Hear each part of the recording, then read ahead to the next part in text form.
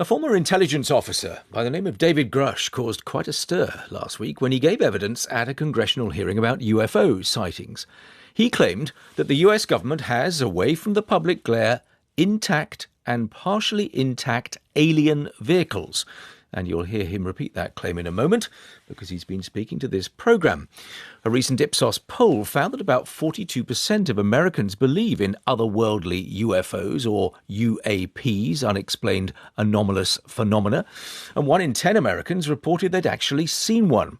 Well, here's what Republican Tennessee Representative Tim Burchett said in opening last week's remarkable hearing into alien existence. I think it's time for this country to take back our country.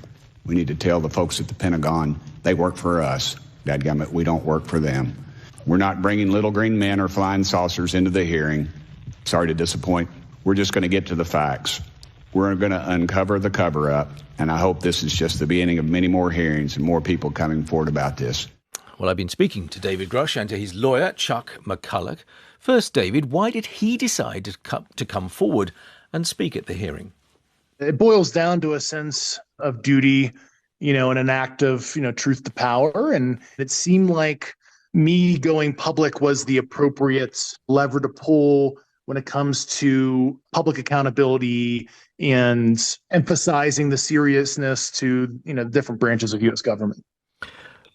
The most eye-catching claim that you made during your evidence, and the one that made the most headlines, was the claim that the US government has, quote, intact and partially intact alien vehicles in its possession. In other words, it has them, but it isn't telling people about them. Why did you go public with that specifically? I found that to be very important for, the public at large to understand, their place in the cosmos, their place in the universe. And that's something I believe the U.S. government should be, held accountable for potentially overclassifying or misclassifying basic science. But how do you know they have these items? Because you've not seen them yourself, have you?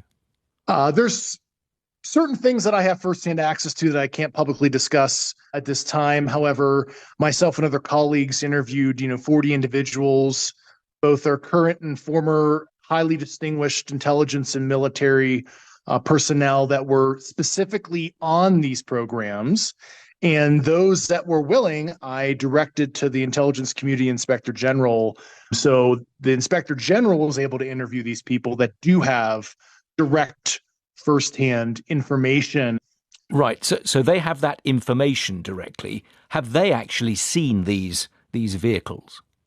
The individuals I interviewed that I directed to the Inspector General, yes, they have the firsthand experiences, yes. Right. Which is an extraordinary claim, as you would readily acknowledge. Why, if it's true, has the government not acknowledged it?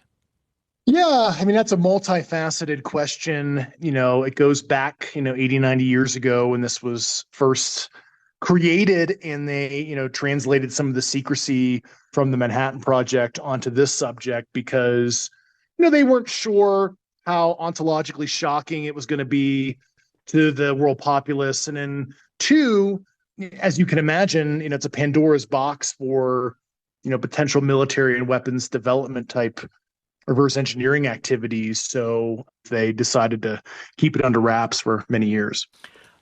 But we're talking here just about the US government.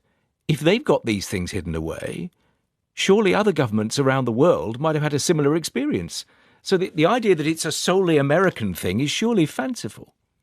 It does cross into other countries and other allies, to include the Five Eyes Alliance, which is something I've already stated publicly. The media reporting bias and societal transparency is a little different in the U.S. So that's the crux of what most people hear, but it is certainly not an American issue. I want to put some of the doubting voices to you in a moment, but I want to bring Chuck in first.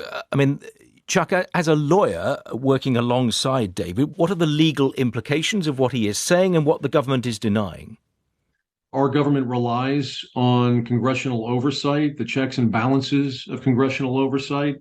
David's allegation at its base is essentially that Congress does not have access to the information it needs to properly oversee things going on in the executive branch. That was his main concern. So he's briefed both of the intel committees, and he's had a 2-hour hearing, 2 hours of testimony last week. David, can I go back to you with some of the responses that have been aired to what you said? The head of the Pentagon's office in this area, Sean Kirkpatrick, issued a statement last week, you'll be aware of it, calling your testimony insulting and saying that you were never a representative to his unit. Dr. Kirkpatrick oversaw our activities and what we were doing and the money we were spending. I never said I was a part of the core team, so I believe it was just lost in translation or misconstrued. David Grusch and Chuck McCulloch.